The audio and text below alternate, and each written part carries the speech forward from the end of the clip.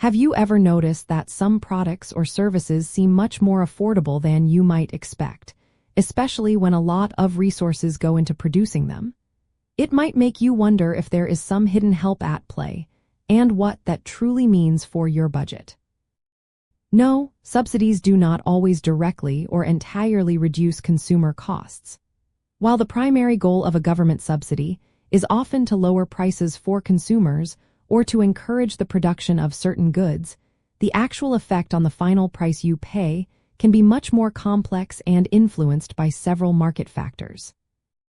The core reason for this complexity lies in how a subsidy interacts with the forces of supply and demand.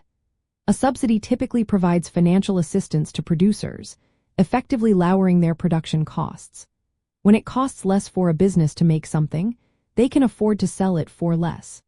However, the exact amount of that cost reduction passed on to consumers as lower prices depends on the price elasticity of demand and supply. If demand is very inelastic, meaning consumers will buy roughly the same amount regardless of price, producers might keep more of the subsidy as profit rather than passing it all on as price reductions. Conversely, if supply is very inelastic, meaning producers can't easily increase output, the subsidy might mainly benefit them without significant price drops.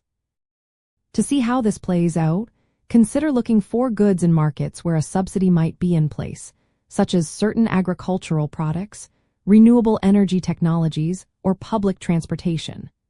Notice if the advertised price for these items is significantly lower than what you might expect based on their raw materials or labor.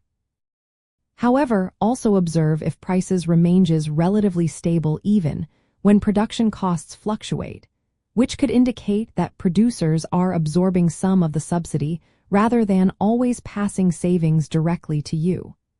You can often find information about government programs by looking at official government websites or consumer advocacy groups. One interesting detail is the concept of subsidy leakage, where not all of the financial benefit intended for price reduction actually reaches the consumer. Instead, it might be absorbed by increased profits for producers, higher wages for workers in the subsidized industry, or even by suppliers who raise their prices for inputs to the subsidized industry.